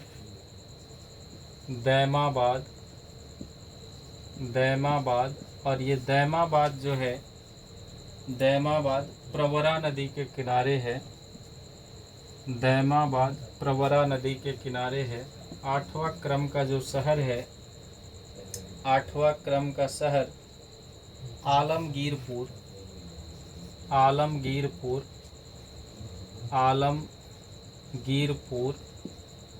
और आलमगीरपुर जो है हिंडन नदी के किनारे है, हिंडन नदी के किनारे है, हिंडन नदी के किनारे है।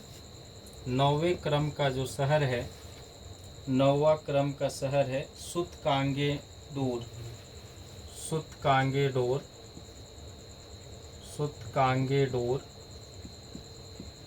और सुतकांगेडोर जो है दासक नदी के किनारे है, दासक नदी के किनारे है।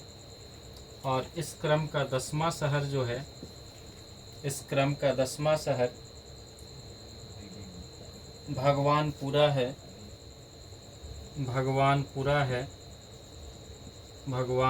है, और भगवानपुरा जो है सरस्वती नदी के किनारे है, सरस्वती नदी के किनारे है। तो इस तरह से हम लोगों ने सिंधु घाटी सभ्यता से संबंधित जुड़े हुए 10 शहरों के नाम भी देखे, और वो 10 शहर जो है किस नदी के किनारे है इसको भी हम लोगों ने देखा। तो आइए कुछ और भी जो है इस सभ्यता से जुड़ी हुई महत्वपूर्ण चीज़ें हैं उन्हें भी हम लोग जानते हैं। तो अगला जो हमारा इम्पोर्टेंट फैक्ट होगा इस सभ्यता से जुड़ा हुआ वो होगा कि इस सभ्यता में कुछ धातुएं पाई जाती थी, और वे धातुएं जो है कौन कौन शहरों से प्राप्त किए जाते थे ये भी हमारी परीक्षा के लिए जो है काफ़ी ज़्यादा महत्वपूर्ण हो जाते हैं। तो इन धातुओं के प्राप्ति स्थल के विषय में हमारा जानना भी काफ़ी ज़्यादा ज़रूरी है, क्योंकि यहाँ से भी प्रश्न हमारी परीक्षा में पूछ लिए जाते हैं। तो चलिए हम कुछ धातुओं के नाम लिखते हैं और उनकी प्राप्ति जो है कहाँ से होती है इसे भी हम लोग देखते हैं, जानते हैं और समझते हैं। तो एक तरफ हम लोग लिख लेते हैं कच्चा माल, या फिर धातु भी इसे कह सकते हैं, कच्चा माल। या तो हम लोग चाहे तो कच्चा माल लिख सकते हैं, कच्चा माल, या फिर हम लोग चाहे तो इसे धातु भी लिख सकते हैं, धातु भी लिख सकते हैं। और दूसरी तरफ हम लोग लिखेंगे कि प्राप्ति स्थल, प्राप्ति स्थल, प्राप्ति स्थल। यानी धातुओं की प्राप्ति सिंधु घाटी सभ्यता में कहाँ से होती थी, इसे लिखते हैं। तो इस क्रम में हमारा जो पहला धातु आता है वो है तांबा, वो है तांबा। और तांबे की प्राप्ति जो है सिंधु घाटी सभ्यता में खेतड़ी राजस्थान और बलूचिस्तान से की जाती थी। खेतड़ी राजस्थान, खेतड़ी जो कि राजस्थान में है, राजस्थान और बलूचिस्तान जो कि पाकिस्तान में है, बलूचिस्तान, यहाँ से जो है तांबे की प्राप्ति की जाती थी। और इस क्रम का जो दूसरा धातु या फिर कच्चा माल है वो है लाजवर्द, वो है लाजवर्द, लाजवर्द, लाजवर्द, वो है लाजवर्द। और लाजवर्द जो है अफगानिस्तान के बदख्शा से प्राप्त किया जाता था। अफगानिस्तान के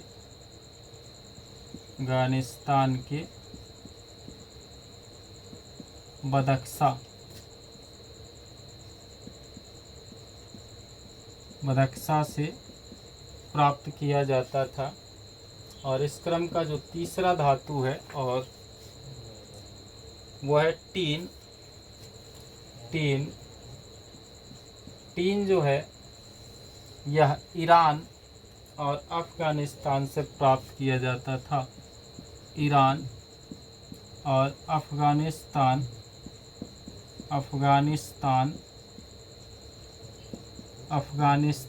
से प्राप्त किया जाता था। चौथा क्रम का जो धातु या फिर कच्चा माल है वो है चांदी, वो है चांदी। यानी चांदी की प्राप्ति जो है सिंधु घाटी सभ्यता में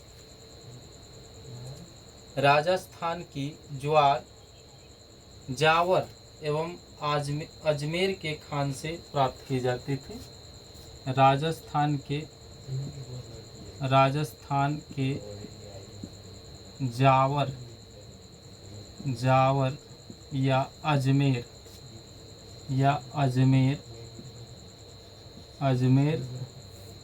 राजस्थान के जावर या अजमेर के खानों से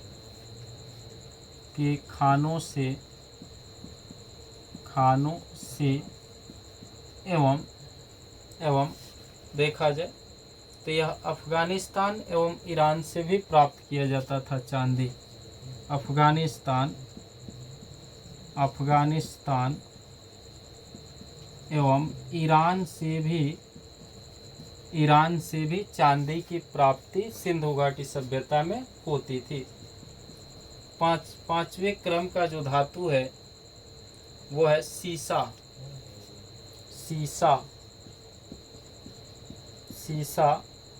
और सीसा की प्राप्ति जो है, सीसा की प्राप्ति ईरान, अफगानिस्तान और अजमेर से होती थी।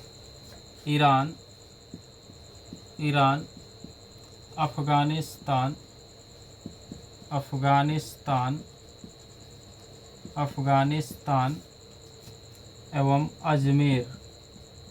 एवं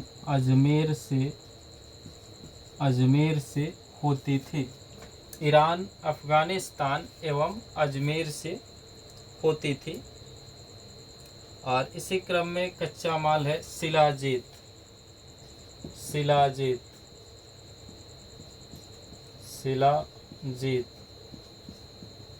तो इसकी प्राप्ति जो है सिंधु घाटी सभ्यता में हिमालय से होती थी।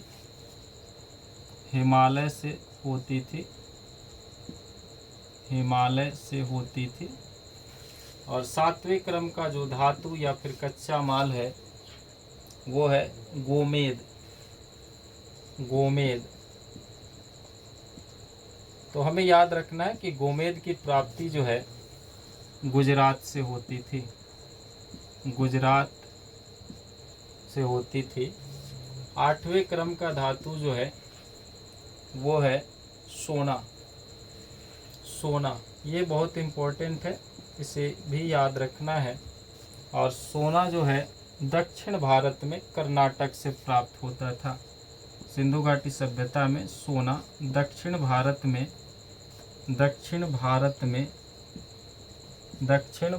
में कर्नाटक से प्राप्त होता था। कर्नाटक से प्राप्त होता था। तो इस तरह से हम लोगों ने सिंधु घाटी सभ्यता में प्राप्त होने वाले कुछ कच्चा माल या फिर धातुओं को देखा और उनके स्थल को भी देखा कि वे धातुएं जो है किस स्थल से जो है प्राप्त होती है। तो ये भी हमारी परीक्षा के दृष्टिकोण से देखा जाए तो काफ़ी ज़्यादा इम्पोर्टेंट है। और इसके अगले इम्पोर्टेंट फैक्ट की बात की जाए सिंधु घाटी सभ्यता की, तो वो होता है कि इसके पतन के कारण, यानी अलग अलग इतिहासकारों ने सिंधु घाटी सभ्यता के पतन को लेकर अलग अलग मत दिया है और उन इतिहासकारों का नाम भी हमारी परीक्षा की दृष्टि से काफ़ी ज़्यादा महत्वपूर्ण हो जाते हैं।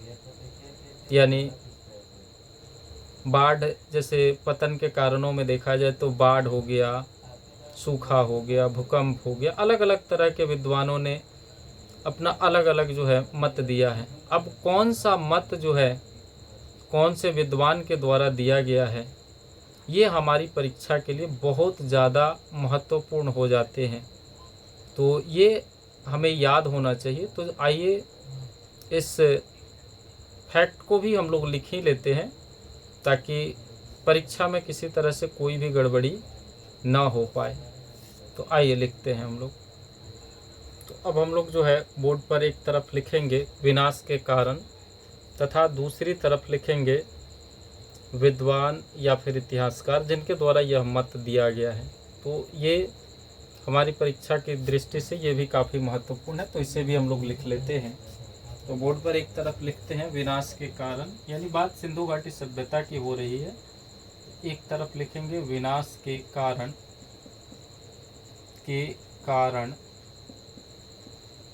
कारण और दूसरी तरफ लिखेंगे कि विद्वान या फिर इतिहासकार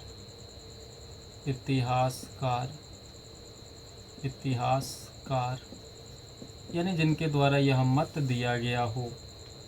तो पहला जो कारण लिखते हैं वो हम लोग लिखते हैं बाढ़। पहला कारण हम लोग लिखते हैं बाढ़। अब बाढ़ से संबंधित यानी सिंधु घाटी सभ्यता के विनाश का कारण जो है बाढ़ किन के द्वारा बताया गया है, तो मार्शल मैके और एसआर राव। मार्शल मैके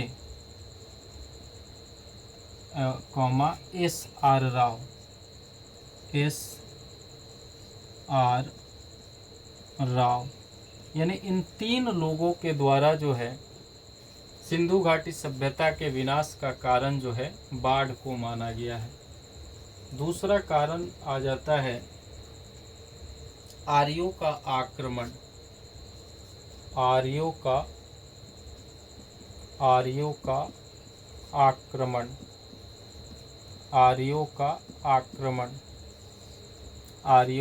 आक्रमण, यानी सिंधु घाटी सभ्यता के विनाश के कारणों में आर्यों का आक्रमण जो है गार्डन चाइल्ड और मार्टिन हीलर।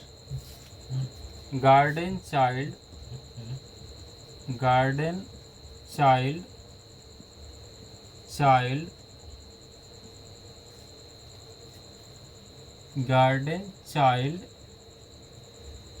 और मार्टिन हीलर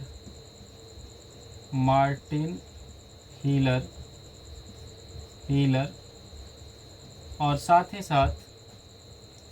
साथ स्टुअर्ट पिगट के द्वारा भी स्टुअर्ट पिगट के अनुसार भी जो है सिंधु घाटी सभ्यता के विनाश का कारण जो है आर्यों का आक्रमण माना गया है। यानी गार्डन चाइल्ड, मार्टिन हीलर और स्टुअर्ट पिगट, ये 3 ऐसे विद्वान हैं जिनके द्वारा यह माना गया है कि सिंधु घाटी सभ्यता का विनाश जो है वह आर्यों के आक्रमण से हुआ है। और इस क्रम में अगला जो कारण है वो है जलवायु परिवर्तन। अगला कारण है जलवायु परिवर्तन।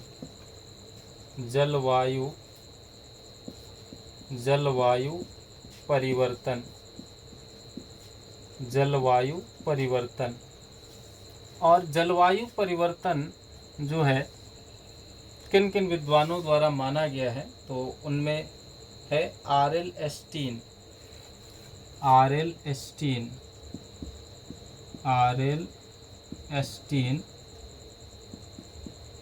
एस्टीन के द्वारा यह माना गया है कि सिंधु घाटी सभ्यता का जो पतन हुआ, जो विनाश हुआ, वह जलवायु परिवर्तन के कारण हुआ। और अमलानंद घोष का भी यह मानना है। और अमलानंद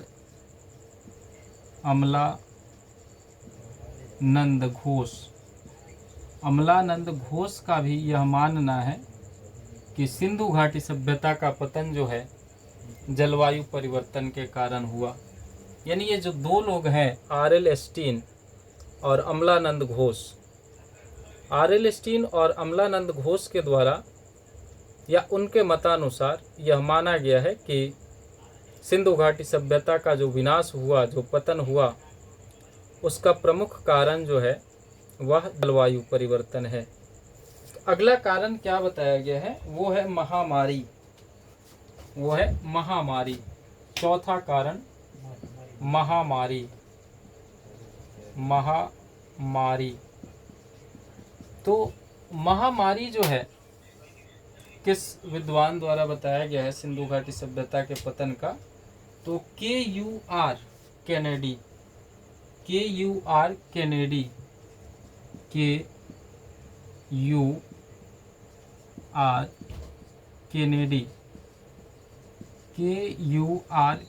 के द्वारा जो है, K.U.R. केनेडी के द्वारा यह बताया गया है, या उनके मतानुसार सिंधु घाटी सभ्यता के विनाश का कारण जो है वह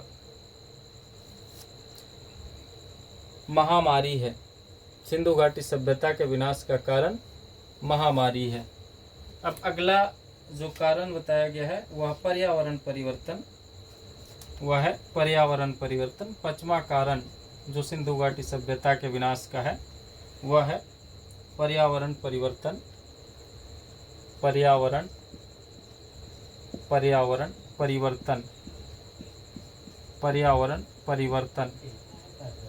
और पर्यावरण परिवर्तन जो है सिंधु घाटी सभ्यता के विनाश का कारण एम दिमित्रिदेव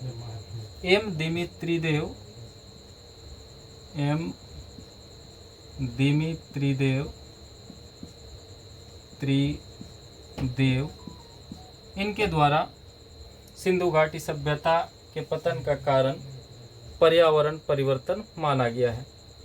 तो आज के वीडियो में हम लोगों ने देखा सिंधु घाटी सभ्यता से संबंधित कुछ महत्वपूर्ण तथ्य, यानी सिंधु घाटी सभ्यता से जुड़ी हुई कुछ महत्वपूर्ण तथ्य थे जो हमारी परीक्षा में काफ़ी ज़्यादा महत्व रखते हैं।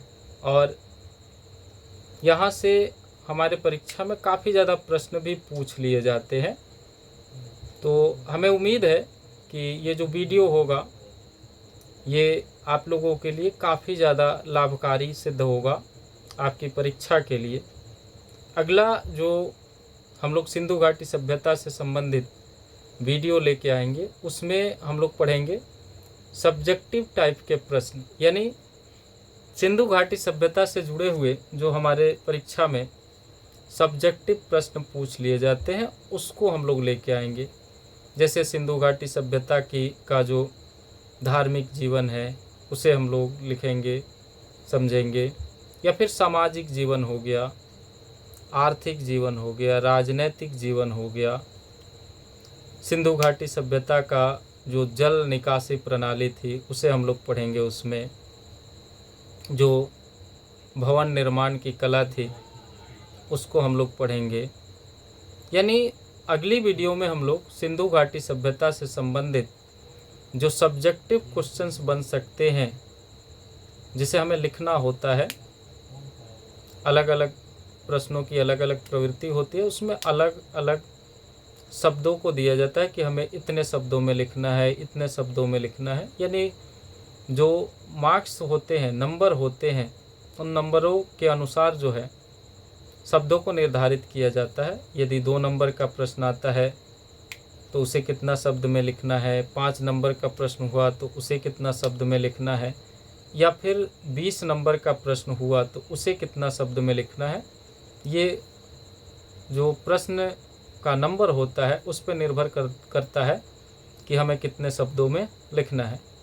तो अगला जो हमारा वीडियो होगा वो डायरेक्ट प्रश्न को हम लोग लिखेंगे और उसका आंसर लिखेंगे, उस पे आधारित होगा। तो आप लोग पूरा वीडियो देखें, इसके लिए बहुत बहुत धन्यवाद, और उम्मीद करते हैं कि यह वीडियो आप लोगों के लिए काफ़ी ज़्यादा लाभकारी होगा।